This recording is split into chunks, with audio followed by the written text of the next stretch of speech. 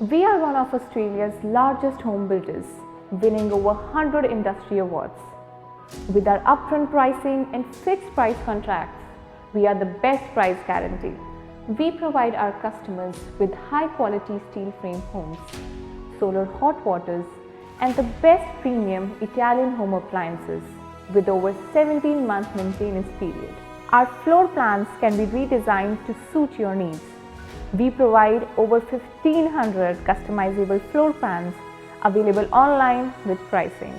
So, jump on to Dixon Home website today or call us for more information. ਕੌਮੀ ਆਵਾਜ਼ ਅਤੇ ਸਿੱਖ ਸਿਆਸਤ ਦੇ ਸਾਰੇ ਹੀ ਦਰਸ਼ਕਾਂ ਨੂੰ ਜੀ ਆਇਆਂ ਨੂੰ। ਵਾਹਿਗੁਰੂ ਜੀ ਕਾ ਖਾਲਸਾ, ਵਾਹਿਗੁਰੂ ਜੀ ਕੀ ਫਤਿਹ। ਮੈਂ ਹਾਂ ਗੁਰਤੇਜ ਸਿੰਘ। ਦਰਸ਼ਕੋ, ਪਿਛਲੇ ਦਿਨਾਂ ਦੇ ਵਿੱਚ ਟਵਿੱਟਰ ਦੇ ਉੱਤੇ ਜਾਂ ਹੋਰ ਸੋਸ਼ਲ ਮੀਡੀਆ ਦੀਆਂ ਸਾਈਟਸ ਦੇ ਉੱਤੇ ਇੱਕ ਹੈਸ਼ਟੈਗ ਚੱਲਿਆ ਜਿਹੜਾ ਸੀ ਕੋਂਗੂਨਾਡੂ ਦਾ। ਇਹ ਕੋਂਗੂਨਾਡੂ ਸਾਡੇ ਲਈ ਬੜਾ ਨਵਾਂ ਨਾਂ ਗਾ, ਪਰ ਇਸ ਦੇ ਪਿੱਛੇ ਜਿਹੜੀ ਭਾਜਪਾ ਦਾ IT ਸੈੱਲ ਇਸ ਦੇ ਪਿੱਛੇ ਲੱਗਿਆ ਹੋਇਆ ਸੀ, ਉਹਨਾਂ ਦੇ ਲਈ ਇੱਕ ਬੜਾ ਖਾਸ ਅਤੇ ਇੱਕ ਮਕਸਦ ਦੇ ਤਹਿਤ ਨਾਂ ਇਹ ਪ੍ਰਚਾਰਿਆ ਜਾ ਰਿਹਾ ਸੀ। ਇਹ ਕੋਂਗੂਨਾਡੂ ਹੈ ਕੀ ਆ ਅਤੇ ਇਸ ਦੇ ਪਿੱਛੇ ਭਾਜਪਾ ਦਾ ਜਿਹੜਾ ਮਕਸਦ ਆ, ਜਿਹੜੀ ਉਹਦੀ ਮਨਸ਼ਾ ਗੀ ਜਾਂ ਉਹਦੇ IT ਸੈੱਲ ਦਾ ਉਹ ਕੀ ਆ, ਆਪਾਂ ਇਸ ਨੂੰ ਜਾਣਨ ਦੀ ਕੋਸ਼ਿਸ਼ ਕਰਾਂਗੇ। ਸਾਡੇ ਨਾਲ ਨੇ ਸਰਦਾਰ ਪਰਮਜੀਤ ਸਿੰਘ, ਜਿਹੜੇ ਕਿ ਸਿੱਖ ਸਿਆਸਤ ਦੇ ਐਡੀਟਰ ਨੇ। ਸਰਦਾਰ ਪਰਮਜੀਤ ਸਿੰਘ ਜੀ, ਜੀ ਆਇਆਂ ਨੂੰ। ਵਾਹਿਗੁਰੂ ਜੀ ਕਾ ਖਾਲਸਾ, ਵਾਹਿਗੁਰੂ ਜੀ ਕੀ ਫਤਿਹ। ਵਾਹਿਗੁਰੂ ਜੀ ਕਾ ਖਾਲਸਾ, ਵਾਹਿਗੁਰੂ ਜੀ ਕੀ ਫਤਿਹ ਜੀ। ਸੋ ਇਹ ਕੋਂਗੂਨਾਡੂ ਕੀ ਆ, ਜਿਹੜਾ ਪਿਛਲੇ ਦਿਨਾਂ ਦੇ ਵਿੱਚ ਕਾਫੀ ਚਰਚਾ ਦੇ ਵਿੱਚ ਰਿਹਾ ਅਤੇ ਖਾਸ ਕਰ ਸਾਊਥ ਦੀ ਰਾਜਨੀਤੀ ਦੇ ਵਿੱਚ, ਭਾਰਤੀ ਖਿੱਤੇ ਦੇ ਸਾਊਥ ਵਾਲੇ ਪਾਸੇ ਦੀ ਰਾਜਨੀਤੀ ਦੇ ਵਿੱਚ ਇਹ ਅਜੇ ਵੀ ਭਖ ਦਾ ਵਿਸ਼ਾ ਬਣਿਆ ਹੋਇਆ ਹੈ। ਦੇਖੋ, ਕੋਂਗੂਨਾਡੂ ਵੈਸੇ ਤਾਂ ਤਾਮਿਲਨਾਡੂ ਦਾ ਇੱਕ ਖੇਤਰ ਹੈ, ਤੇ ਜੇ ਇਹਨੂੰ ਦੇਖਣਾ ਹੋਵੇ ਵੀ ਇਹ ਕਿਵੇਂ ਆ, ਜਿਹੜੇ ਕੁਝ ਤਾਮਿਲਨਾਡੂ ਦੇ ਪੱਛਮੀ ਖੇਤਰ ਹੈਗੇ ਆ, ਉਹਨਾਂ ਦੇ ਇਲਾਕੇ ਨੂੰ ਕੋਂਗੂਨਾਡੂ ਕਿਹਾ ਜਾਂਦਾ। ਪਰ ਇਹ ਕੋਈ ਉੱਥੇ ਦੀ ਪ੍ਰਬੰਧਕੀ ਇਕਾਈ ਨਹੀਂ ਹੈਗੀ, ਕੋਈ ਜ਼ਿਲ੍ਹਾ ਜਾਂ ਤਹਿਸੀਲ ਜਾਂ ਇਸ ਤਰ੍ਹਾਂ ਦਾ ਕੋਈ ਥਾਂ ਨਹੀਂ ਹੈਗਾ। ਜੇ ਇਹਨੂੰ ਆਪਾਂ ਆਸਾਨੀ ਨਾਲ ਸਮਝਣਾ ਹੋਵੇ ਤੇ ਆਪਾਂ ਇੱਦਾਂ ਸਮਝ ਸਕਦੇ ਹਾਂ ਕਿ ਜਿੱਦਾਂ ਪੰਜਾਬ ਦੇ ਵਿੱਚ ਮਾਝਾ, ਮਾਲਵਾ, ਦੁਆਬਾ ਜਾਂ ਪੁਆਧ ਜਾਂ ਬਾਂਗਰ ਦਾ ਇਲਾਕਾ ਆ, ਹਨਾ ਜੀ। ਸੋ ਉਹ ਜੇ ਆਪਾਂ ਦੇਖੀਏ, ਕੋਈ ਪ੍ਰਬੰਧਕੀ ਇਕਾਈਆਂ ਨਹੀਂ ਹੈਗੀਆਂ। ਕੋਈ ਮਾਝੇ ਦਾ ਆਪਾਂ ਕਹੀਏ ਵੀ ਮਾਝਾ ਇੱਕ ਪ੍ਰਬੰਧਕੀ ਇਕਾਈ ਦੇ ਤੌਰ ਦੇ ਉੱਪਰ ਹੋਵੇ, ਪਰ ਨਹੀਂ ਹੈਗਾ। ਪਰ ਆਪਾਂ ਪਤਾ ਆ ਕਿ ਜਿਹੜਾ ਅੰਮ੍ਰਿਤਸਰ, ਗੁਰਦਾਸਪੁਰ ਜਾਂ ਤਰਨ ਤਾਰਨ ਦਾ ਇਲਾਕਾ ਆਪਾਂ ਮਾਝਾ ਕਹਿੰਦੇ ਉਹਨੂੰ, ਇਸੇ ਤਰ੍ਹਾਂ ਜਿਹੜੇ ਵਿਚਲੇ ਜ਼ਿਲ੍ਹੇ ਆ ਉਹਨਾਂ ਨੂੰ ਦੁਆਬਾ ਕਹਿੰਦੇ ਆ। ਫਿਰ ਮਾਲਵਾ ਆ, ਇੱਧਰ ਜਿਹੜੇ ਰੋਪੜ, ਮੋਹਾਲੀ ਦੇ ਜ਼ਿਲ੍ਹੇ ਹੈਗੇ, ਇਹਨਾਂ ਨੂੰ ਆਪਾਂ ਪੁਆਧ ਦਾ ਇਲਾਕਾ ਕਹਿੰਦੇ ਆ। ਸੋ ਇਸੇ ਤਰ੍ਹਾਂ ਇਹ ਕੋਂਗੂਨਾਡੂ ਜਿਹੜਾ ਆ, ਇਹ ਬੇਸਿਕਲੀ ਤਾਮਿਲਨਾਡੂ ਦਾ ਇੱਕ ਖਿੱਤਾ ਆ। ਔਰ ਕੋਂਗੂਨਾਡੂ ਕੋਈ ਇਸ ਤਰ੍ਹਾਂ ਵੀ ਨਹੀਂ ਹੈ ਵੀ ਬਹੁਤ ਜ਼ਿਆਦਾ ਆਪਣੇ ਲਈ ਹੋ ਸਕਦਾ ਆਪਾਂ ਪਹਿਲੀ ਵਾਰੀ ਸੁਣਿਆ, ਪਰ ਇਹ ਕਾਫੀ ਪ੍ਰਚਲਿਤ ਹੈ। ਜਿੱਦਾਂ ਪੰਜਾਬ ਦੇ ਵਿੱਚ ਮਾਝਾ, ਮਾਲਵਾ, ਦੁਆਬਾ ਜਾਂ ਪੁਆਧ ਜਿਹੜੇ ਆ, ਇਹ ਕਾਫੀ ਪ੍ਰਚਲਿਤ ਹੈਗੇ ਆ। ਕੋਂਗੂ ਐਕਸਪ੍ਰੈਸ ਜਿਹੜੀ ਆ, ਉਹ ਟ੍ਰੇਨ ਵੀ ਮਤਲਬ ਚੱਲਦੀ ਆ ਉਹਦੇ ਨਾਂ ਦੇ ਉੱਪਰ। ਇਹਦਾ ਜ਼ਿਆਦਾ ਜਿਹੜਾ ਤਾਮਿਲਨਾਡੂ ਦਾ ਪੱਛਮੀ ਜ਼ਿਲ੍ਹੇ ਹੈਗੇ ਆ, ਉਹਦੇ ਵਿੱਚ 4 ਜ਼ਿਲ੍ਹੇ ਨੇ, 2 ਜ਼ਿਲ੍ਹਿਆਂ ਦਾ ਕੁਝ ਖੇਤਰ ਹੈ, ਉਹ ਸਾਰੇ ਇਲਾਕੇ ਨੂੰ ਮਿਲਾ ਕੇ ਕੋਂਗੂਨਾਡੂ ਕਿਹਾ ਜਾਂਦਾ। ਤੇ ਪਰ ਇਹ ਪਿਛਲੇ ਦਿਨਾਂ ਦੇ ਦੌਰਾਨ ਕਾਫੀ ਜ਼ਿਆਦਾ ਆਪਾਂ ਕਹਿ ਸਕਦੇ ਕਿ ਚਰਚਾ ਦੇ ਵਿੱਚ ਰਿਹਾ ਆ, ਔਰ ਸਿਆਸੀ ਚਰਚਾ ਦੇ ਵਿੱਚ ਰਿਹਾ। ਇਕੱਲੇ ਸੋਸ਼ਲ ਮੀਡੀਆ ਦੇ ਵਿੱਚ ਹੀ ਨਹੀਂ, ਮੇਨ ਸਟ੍ਰੀਮ ਜਿਹੜਾ ਅਖਬਾਰੀ ਜਾਂ ਖਬਰਖਾਨਾ ਹੈਗਾ ਆ, ਉਹਦੇ ਵਿੱਚ ਵੀ ਇਹਦੀ ਚਰਚਾ ਜਿਹੜੀ ਆ ਉਹ ਪੂਰੇ ਜ਼ੋਰਾਂ ਦੇ ਉੱਪਰ ਰਹੀ ਹੈ।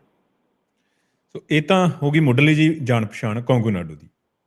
ਹੁਣ BJP ਦਾ ਇਸ ਮੁੱਦੇ ਨੂੰ ਉਭਾਰਨ ਦੇ ਉੱਤੇ ਕਾਫੀ ਜ਼ੋਰ ਲੱਗਿਆ ਹੋਇਆ ਹੈ। ਉਹਦੀ ਮਨਸ਼ਾ ਕੀ ਆ ਇਹਦੇ ਪਿੱਛੇ? ਦੇਖੋ, ਇਹਨੂੰ ਉੱਭਰਨ ਦਾ ਜਿਹੜਾ ਤਰੀਕਾ, ਕਿਸ ਤਰੀਕੇ ਦੇ ਨਾਲ ਇਹ ਗੱਲ ਉੱਭਰੀ ਹੈ, ਉਹਨੂੰ ਜੇ ਆਪਾਂ ਧਿਆਨ 'ਚ ਰੱਖੀਏ ਤੇ ਪਤਾ ਲੱਗ ਜਾਊਗਾ ਕਿ ਗੱਲ ਮਨਸ਼ਾ ਦੇ ਉੱਪਰ ਕਿਉਂ ਜਾਂਦੀ ਹੈ ਜੀ। ਤੁਹਾਨੂੰ ਯਾਦ ਹੋਊਗਾ ਕਿ ਬੀਤੇ ਦਿਨਾਂ ਦੇ ਦੌਰਾਨ ਮੋਦੀ ਵਜ਼ਾਰਤ ਦੇ ਵਿੱਚ ਕੁਝ ਫੇਰ ਬਦਲ ਕੀਤਾ ਗਿਆ, ਕੁਝ ਨਵੇਂ ਮੰਤਰੀ ਜਿਹੜੇ ਆ ਉਹਦਾ ਵਿਸਤਾਰ ਵੀ ਕਹਿੰਦੇ ਕੀਤਾ ਗਿਆ, ਉਹ 'ਚ ਨਵੇਂ ਮੰਤਰੀ ਸ਼ਾਮਲ ਕੀਤੇ ਗਏ ਆ।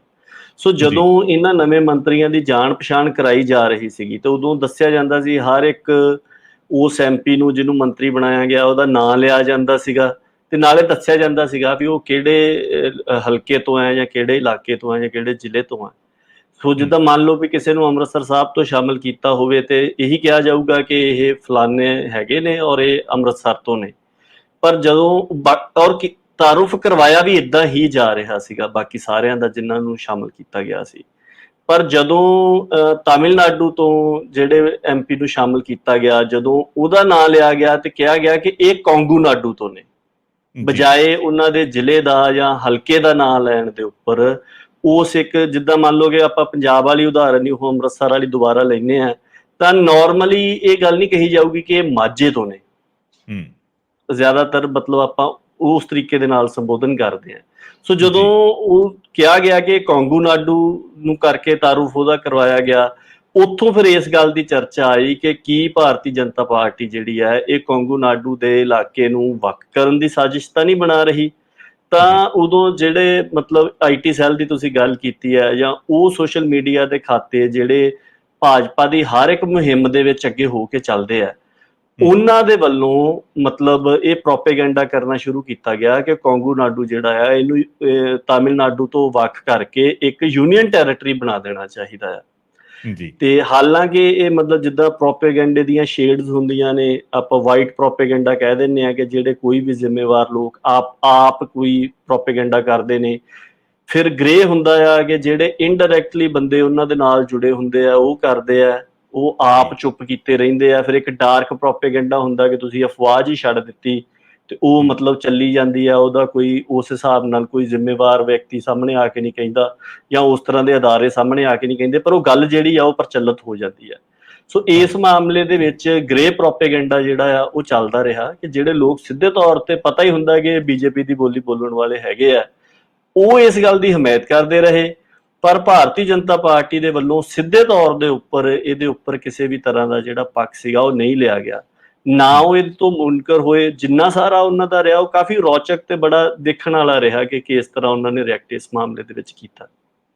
ਜੀ ਸੋ ਇਸ ਦੇ ਪਿੱਛੇ ਤੁਸੀਂ ਥੋੜ੍ਹੀ ਜਿਹੀ ਤਾਂ ਉਹਨਾਂ ਨੇ ਮਨਸ਼ਾ ਜ਼ਾਹਰ ਕਰ ਦਿੱਤੀ ਹੈ ਕਿ ਜਿਸ ਤਰ੍ਹਾਂ ਉਹਨਾਂ ਨੇ ਪਾਰਲੀਮੈਂਟ ਦੇ ਵਿੱਚ ਸੰਬੋਧਿਤ ਹੋਏ, ਜਿਸ ਤਰ੍ਹਾਂ ਉਹਨਾਂ ਨੇ ਸਾਰਾ ਸੋਸ਼ਲ ਮੀਡੀਆ ਦੇ ਉੱਤੇ ਪ੍ਰਚਾਰਿਆ।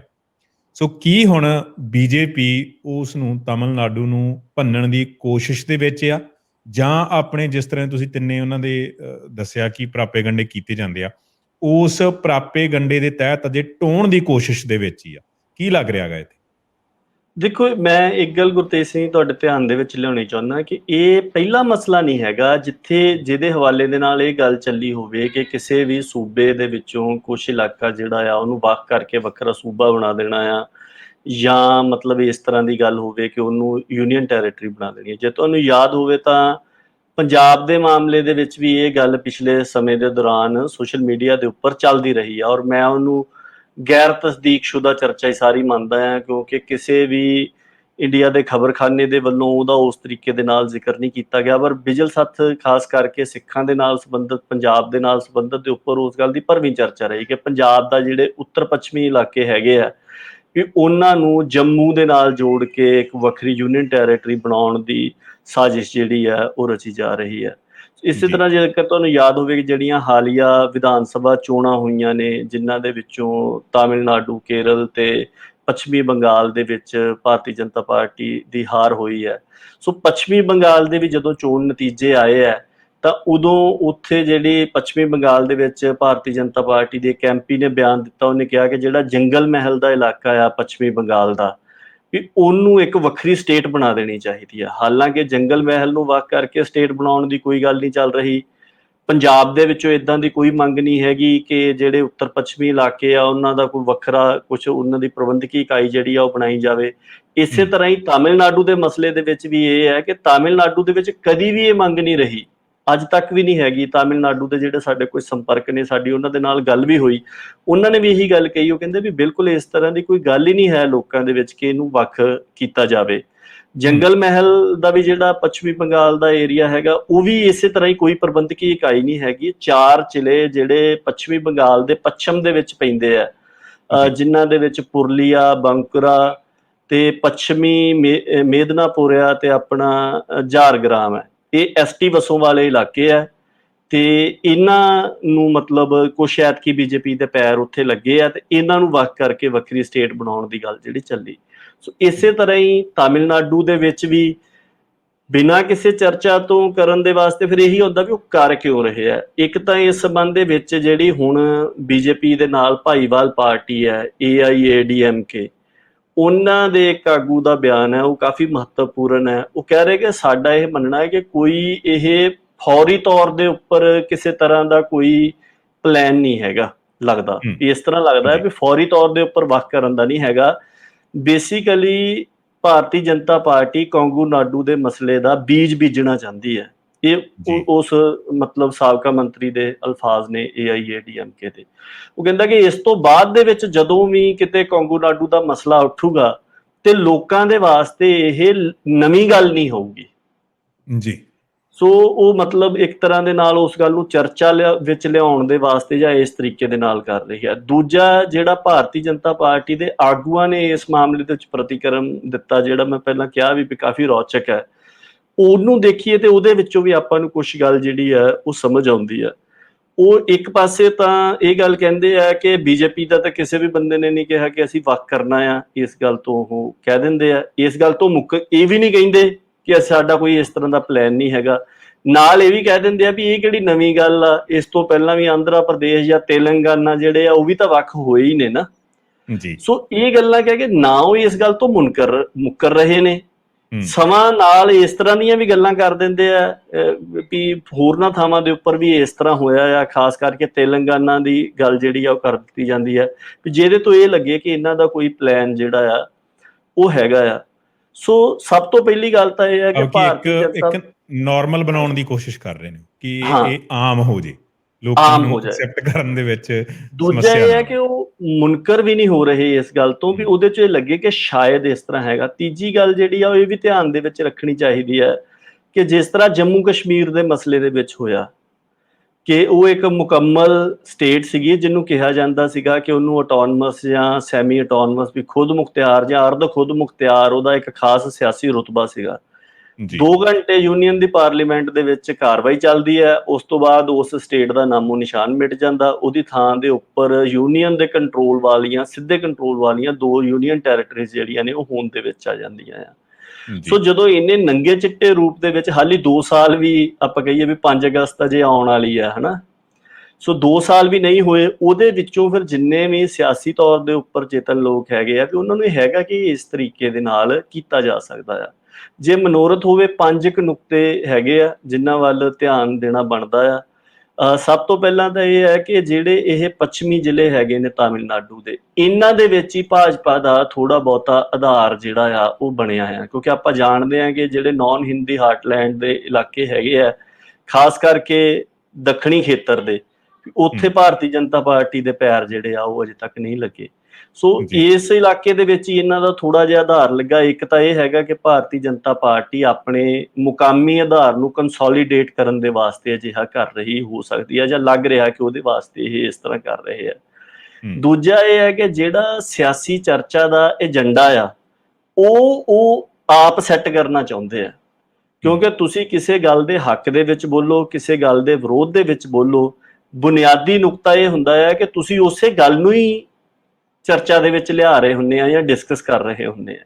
ਸੋ ਉਹ ਇਹ ਚਾਹੁੰਦੇ ਆ ਕਿ ਜਿਹੜੀ ਵੀ ਸਿਆਸੀ ਚਰਚਾ ਚੱਲਣੀ ਹੈ ਉਹ ਭਾਰਤੀ ਜਨਤਾ ਪਾਰਟੀ ਵੱਲੋਂ ਸੈੱਟ ਕੀਤੇ ਹੋਏ ਏਜੰਡੇ ਦੇ ਉੱਪਰ ਚੱਲੇ, ਚਾਹੇ ਕੋਈ ਉਹਦੇ ਹੱਕ ਦੇ ਵਿੱਚ ਬੋਲੇ, ਚਾਹੇ ਕੋਈ ਉਹਦੇ ਵਿਰੋਧ ਦੇ ਵਿੱਚ ਬੋਲੇ।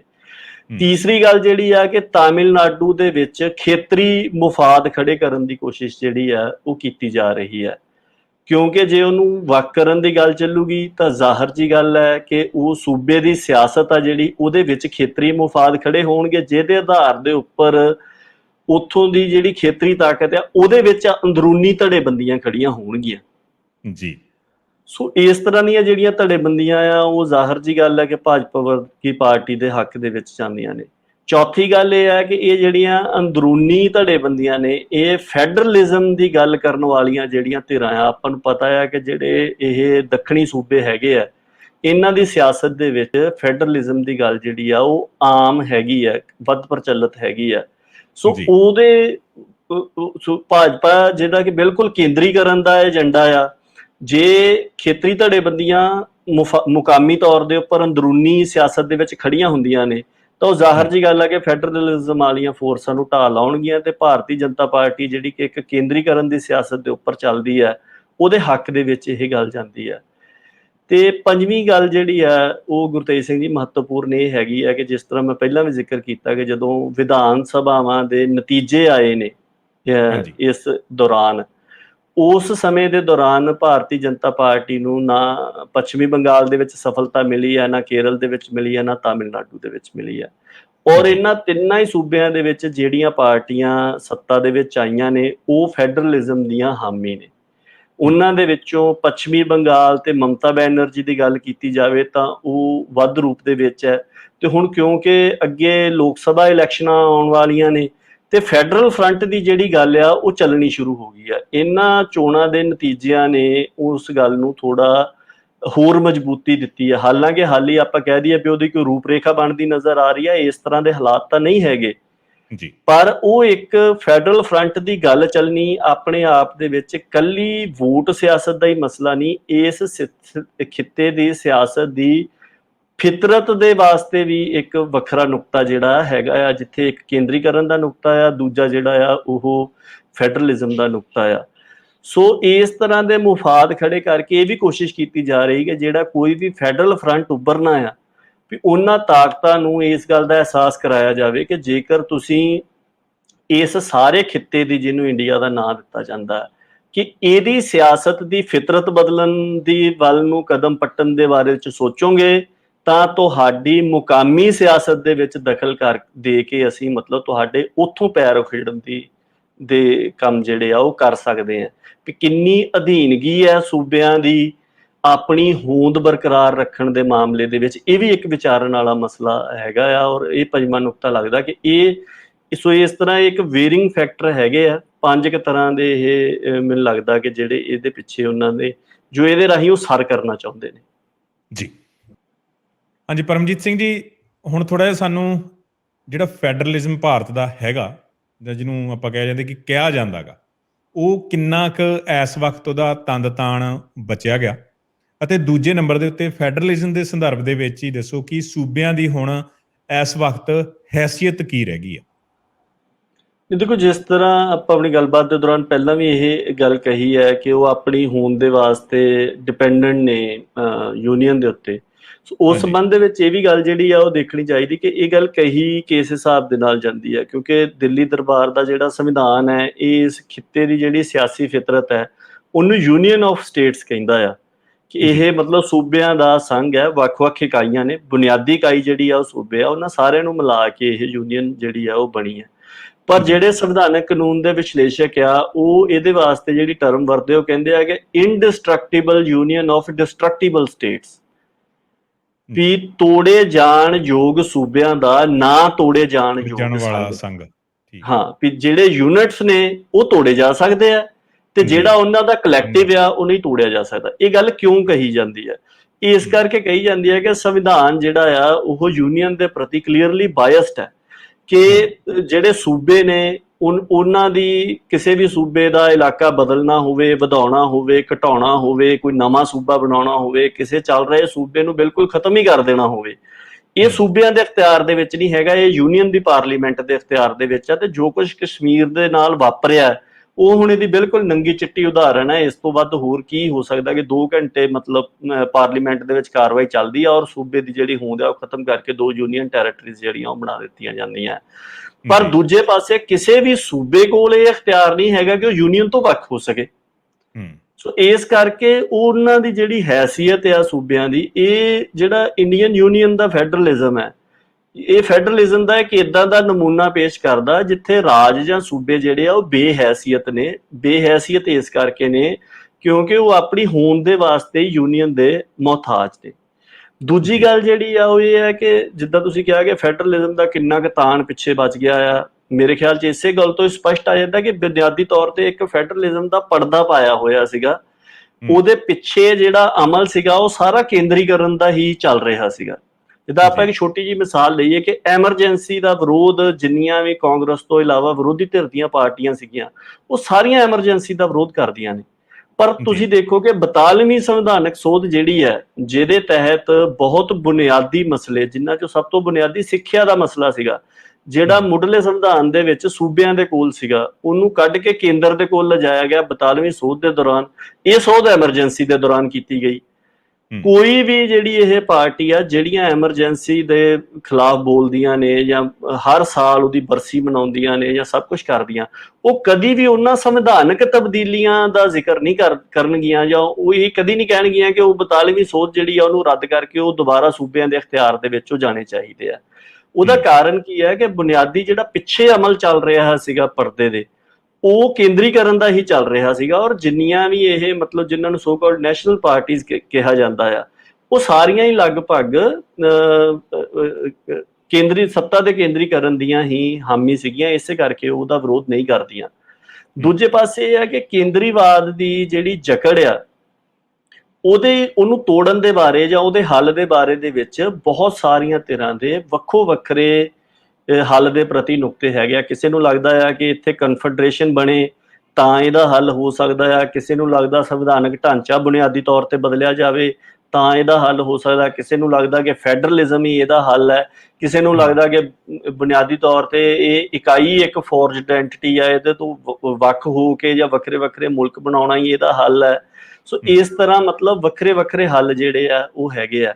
ਪਰ ਇਹ ਗੱਲ ਧਿਆਨ ਦੇ ਵਿੱਚ ਰੱਖਣੀ ਚਾਹੀਦੀ ਹੈ ਕਿ ਜਿਹੜਾ ਸਾਂਝੀ ਸਮੱਸਿਆ ਆ ਇਹਨਾਂ ਸਾਰਿਆਂ ਦੀ, ਹੱਲ ਪ੍ਰਤੀ ਸਾਰਿਆਂ ਦਾ ਨਜ਼ਰੀਆ ਵੱਖੋ ਵੱਖਰਾ ਆ, ਪਰ ਇਸ ਗੱਲ ਦੇ ਉੱਪਰ ਸਾਰੇ ਹੀ ਸਹਿਮਤ ਹੈਗੇ ਆ ਕਿ ਸੱਤਾ ਦਾ ਜਿਹੜਾ ਕੇਂਦਰੀਕਰਨ ਹੈ ਜਾਂ ਕੇਂਦਰਵਾਦੀ ਜਕੜ ਹੈ ਜਿਹੜੀ ਇਸ ਖਿੱਤੇ ਦੀ ਸਿਆਸੀ ਤੌਰ ਦੇ ਉੱਤੇ, ਕਿ ਉਹ ਅਸਲ ਸਮੱਸਿਆਵਾਂ ਦਾ ਕਾਰਨ ਹੈ। ਹੱਲ ਭਾਵੇਂ ਉਹਦੇ ਬਾਰੇ 'ਚ ਵੱਖੋ ਵੱਖਰੇ ਨੇ। ਇਸ ਮਾਮਲੇ 'ਚ ਇਹ ਵੀ ਗੱਲ ਯਾਦ ਰੱਖਣੀ ਚਾਹੀਦੀ ਹੈ ਕਿ ਬੇਸ਼ੱਕ ਤੁਸੀਂ ਕਿਸੇ ਹੱਲ ਦੇ ਨਾਲ ਸਹਿਮਤ ਨਾ ਹੋਵੋ, ਜਿੱਦਾਂ ਆਪਾਂ ਹੁਣ ਫੈਡਰਲਿਜ਼ਮ ਵਾਲੀ ਗੱਲ ਕੀਤੀ ਹੈ ਕਿ ਫੈਡਰਲ ਫਰੰਟ ਨੂੰ ਢਾਹ ਲਾਉਣ ਦੇ ਵਾਸਤੇ ਕੀਤਾ ਜਾ ਰਿਹਾ, ਬੇਸ਼ੱਕ ਤੁਸੀਂ ਇਹ ਮੰਨਦੇ ਹੋਵੋ ਕਿ ਫੈਡਰਲ ਫਰੰਟ ਇਹਦਾ ਹੱਲ ਨਹੀਂ ਹੈਗਾ, ਪਰ ਜੋ ਫੈਡਰਲ ਫਰੰਟ ਵਾਲਿਆਂ ਦੇ ਨਾਲ ਵਾਪਰ ਰਿਹਾ ਆ ਜਾਂ ਵਾਪਰੂਗਾ ਉਨੀ ਤੁਹਾਡੇ ਉੱਪਰ ਵੀ ਅਸਰ ਪਾਉਣਾ ਆ। ਤੁਹਾਡਾ ਹੋ ਸਕਦਾ ਕਨਫੈਡਰੇਸ਼ਨ ਦਾ ਆਈਡੀਆ ਹੋਵੇ, ਹੋ ਸਕਦਾ ਤੁਹਾਡਾ ਬਿਲਕੁਲ ਸੋਵਰੇਨਿਟੀ ਦਾ ਹੀ ਆਈਡੀਆ ਹੋਵੇ। ਸੋ ਜਿਹੜੀਆਂ ਵੀ ਕੇਂਦਰੀਵਾਦੀ ਜਕੜ ਦੇ ਵਿਰੋਧ ਦੇ ਵਿੱਚ ਤਾਕਤਾਂ ਨੇ, ਉਹਨਾਂ ਦੇ ਨਾਲ ਜੋ ਵਰਤਾਰਾ ਵਾਪਰ ਰਿਹਾ ਉਹ ਸਾਰਿਆਂ ਦੇ ਹੀ ਸਮਝਣ ਵਾਲਾ ਹੈਗਾ ਆ, ਕਿਉਂਕਿ ਉਹਨੇ ਕਿਸੇ ਨਾ ਕਿਸੇ ਤਰੀਕੇ ਸਾਰਿਆਂ ਦੇ ਉੱਪਰ ਅਸਰ ਅੰਦਾਜ਼ ਹੋਣਾ। ਦੂਜੀ ਗੱਲ ਇਹ ਹੈ ਕਿ ਇਸ ਸਟੇਟ ਨੂੰ ਇਹ ਗੱਲ ਬਹੁਤ ਮੁਆਫਕ ਬੈਠਦੀ ਹੈ ਕਿ ਜਿਹੜੇ ਵੱਖਰੇ ਵੱਖਰੇ ਪਰਸੈਪਸ਼ਨ ਸੋਲਿਊਸ਼ਨ ਪਰਸੈਪਸ਼ਨ ਜਿਨ੍ਹਾਂ ਦੀ ਵੱਖੋ ਵੱਖਰੀ ਹੈਗੀ ਹੈ, ਵੀ ਉਹ ਅੱਡ-ਅੱਡ ਤੌਰ ਦੇ ਉੱਪਰ ਯਤਨ ਕਰਦੇ ਰਹਿਣ, ਕਿਉਂਕਿ ਇਕੱਲੇ ਨੂੰ ਨਜਿੱਠਣ ਦਾ ਜਿਹੜਾ ਤਜਰਬਾ ਆ ਉਹ ਇਸ ਸਟੇਟ ਨੇ ਕਾਫੀ ਹਾਸਲ ਕਰ ਲਿਆ। ਸੋ ਜ਼ਰੂਰਤ ਇਹ ਹੈ ਕਿ ਬੇਸ਼ੱਕ ਹੱਲ ਦੇ ਪ੍ਰਤੀ ਤੁਹਾਡਾ ਵੱਖੋ ਵੱਖਰਾ ਨਜ਼ਰੀਆ ਹੋਵੇ, ਤੁਹਾਨੂੰ ਕੁਛ ਨਾ ਕੁਛ ਅਮਲ ਜਿਹੜਾ ਆ ਉਹ ਬਾਕੀਆਂ ਦੇ ਨਾਲ ਵਾਪਰ ਰਹੇ ਵਰਤਾਰੇ ਦੇ ਅਨੁਸਾਰ ਹੀ ਮਿਲਾਉਣਾ ਪੈਣਾ, ਜਾਂ ਸਾਂਝਾ ਅਮਲ ਜਿਹੜਾ ਆ ਉਹ ਕਿਸੇ ਨਾ ਕਿਸੇ ਤਰ੍ਹਾਂ ਦਾ ਉਭਾਰਨਾ ਪੈਣਾ ਆ। ਇਹੀ ਕਾਰਨ ਹੈ ਕਿ ਚਾਹੇ ਉਹ ਜੰਮੂ ਦੇ ਨਾਲ ਪੰਜਾਬ ਦੇ ਕੁਛ ਉੱਤਰ ਪੱਛਮੀ ਇਲਾਕੇ ਜੋੜਨ ਦਾ ਮਸਲਾ ਹੋਵੇ, ਚਾਹੇ ਉਹ ਪੱਛਮੀ ਬੰਗਾਲ ਦੇ ਵਿੱਚੋਂ ਜੰਗਲ ਮਹਿਲ ਨੂੰ ਵੱਖ ਕਰਨ ਦਾ ਮਸਲਾ ਹੋਵੇ, ਚਾਹੇ ਉਹ ਤਾਮਿਲਨਾਡੂ ਦੇ ਵਿੱਚੋਂ ਕੋਂਗੋਨਾਡੂ ਨੂੰ ਵੱਖ ਕਰਨ ਦਾ ਮਸਲਾ ਹੋਵੇ, ਬੇਸ਼ੱਕ ਇਹ ਵੱਖਰੇ ਵੱਖਰੇ ਸੰਦਰਭ 'ਚ ਸ਼ੁਰੂ ਹੋਏ ਲੱਗਦੇ ਆ, ਇਹਨਾਂ ਦਾ ਕੋਈ ਨਾ ਕੋਈ ਸਾਂਝੀ ਤੰਦ ਜ਼ਰੂਰ ਹੈਗੀ ਹੈ। ਦੂਜਾ, ਜਿੰਨੀ ਤੇਜ਼ੀ ਦੇ ਨਾਲ ਇਸ ਖਿੱਤੇ ਦੇ ਖੇਤਰੀ ਹਾਲਾਤ ਬਦਲ ਰਹੇ ਨੇ, ਉਹਦੇ ਮੱਦੇ ਨਜ਼ਰ ਇੱਥੇ ਕਾਫੀ ਦੇਰ ਤੋਂ ਇਹ ਗੱਲ ਕਹਿ ਰਹੇ ਹਾਂ, ਜਾਂ ਕਾਫੀ ਵਿਸ਼ਲੇਸ਼ਕ ਇਹ ਗੱਲ ਕਹਿ ਰਹੇ ਆ ਕਿ ਇਸ ਖੇਤਰ ਦੇ ਵਿੱਚ ਤਬਦੀਲੀਆਂ ਦਾ ਅਮਲ ਸ਼ੁਰੂ ਹੋਣਾ ਹੈ, ਜਿਹੜਾ ਹੁਣ ਸ਼ੁਰੂ ਹੋ ਚੁੱਕਾ ਆ। ਸੋ ਕੋਈ ਨਾ ਕੋਈ ਤੰਦ ਦੇ ਕੋਂਗੋਨਾਡੂ ਵਾਲੇ ਮਸਲੇ ਦੀ ਵੀ ਉਹਦੇ ਨਾਲ ਜਾ ਕੇ ਜ਼ਰੂਰ ਜੁੜਦੀ ਹੈ। ਜੀ, ਪਰਮਜੀਤ ਸਿੰਘ ਜੀ, ਅਖੀਰ ਦੇ ਉੱਤੇ ਤੁਸੀਂ ਕੋਈ ਹੋਰ ਗੱਲ ਐਮ ਦੇ ਵਿੱਚ ਐਡ ਕਰਨਾ ਚਾਹੁੰਦੇ ਹੋ? ਨਹੀਂ ਫਿਰ ਆਪਾਂ ਅੱਜ ਦੀ ਗੱਲਬਾਤ ਨੂੰ ਇੱਥੇ ਹੀ ਸਮੇਟਦੇ ਹਾਂ। ਇਹੀ ਹੈ ਕਿ ਜਿਹੜੇ ਬੇਸ਼ੱਕ ਆਪਣੇ ਹੱਲ ਦੇ ਪ੍ਰਤੀ ਆਪਣੀਆਂ ਜਿਹੜੀਆਂ ਪਰਸੈਪਸ਼ਨਸ ਨੇ ਉਹ ਵੱਖਰੀਆਂ ਹੋਣ, ਪਰ ਜੋ ਇੱਕ ਦੇ ਨਾਲ ਵਾਪਰਦਾ ਆ ਉਹਦਾ ਬਾਕੀਆਂ ਦੇ ਉੱਪਰ ਉਹਨੀ ਅਸਰ ਅੰਦਾਜ਼ ਹੋਣਾ ਹੀ ਹੋਣਾ ਹੈ। ਸੋ ਇਸ ਕਰਕੇ ਇਹ ਨਹੀਂ ਦੇਖਣਾ ਚਾਹੀਦਾ ਕਿ ਇਹ ਸਿਰਫ ਦੱਖਣੀ ਖੇਤਰ ਆ ਜਿਹੜਾ ਵੀ ਸ਼ਾਇਦ ਉਹਨਾਂ ਦੇ ਨਾਲ ਹੀ ਸੰਬੰਧਿਤ ਮਸਲਾ ਆ। ਪੰਜਾਬ ਦੇ ਬਾਰੇ ਦੇ ਵਿੱਚ ਵੀ ਇਸ ਤਰ੍ਹਾਂ ਦੀ ਗੱਲ ਜਿਹੜੀ ਆ ਉਹ ਚੱਲਦੀ ਆ। ਸੋ ਇਹ ਆਪਣੇ ਵਾਸਤੇ ਜ਼ਰੂਰੀ ਹੈਗਾ ਆ, ਸਾਰੀਆਂ ਧਿਰਾਂ ਦੇ ਵਾਸਤੇ ਜਿਹੜੀਆਂ ਕੇਂਦਰੀਵਾਦੀ ਜਕੜ ਦੇ ਵਿਰੋਧ ਦੇ ਵਿੱਚ ਹੈਗੀਆਂ ਨੇ, ਕਿ ਦੂਜਿਆਂ ਦੇ ਨਾਲ ਕੀ ਵਾਪਰ ਰਿਹਾ ਆ ਤੇ ਉਹਦੇ ਮੱਦੇ ਨਜ਼ਰ ਸਾਡਾ ਆਪਣਾ ਅਮਲ ਕਿੱਦਾਂ ਦਾ ਹੋ ਸਕਦਾ ਆ, ਤੇ ਕੋਈ ਸਾਂਝਾ ਅਮਲ ਕਿਸ ਤਰ੍ਹਾਂ ਦਾ ਬਣ ਸਕਦਾ ਆ, ਉਹਦੇ ਸੰਬੰਧੀ ਕਿਸੇ ਨਾ ਕਿਸੇ ਤਰ੍ਹਾਂ ਦਾ ਤਾਲਮੇਲ ਜਾਂ ਪੇਸ਼ਕਦਮੀ ਹੋਣੀ ਚਾਹੀਦੀ ਹੈ। ਜੀ, ਬਹੁਤ ਬਹੁਤ ਧੰਨਵਾਦ ਜੀ ਤੁਹਾਡਾ ਅੱਜ ਦੀ ਇਸ ਗੱਲਬਾਤ ਦੇ ਵਿੱਚ ਸ਼ਾਮਿਲ ਹੋਣ ਦੇ ਲਈ। ਵਾਹਿਗੁਰੂ ਜੀ ਕਾ ਖਾਲਸਾ, ਵਾਹਿਗੁਰੂ ਜੀ ਕੀ ਫਤਿਹ। ਵਾਹਿਗੁਰੂ ਜੀ ਕਾ ਖਾਲਸਾ, ਵਾਹਿਗੁਰੂ ਜੀ।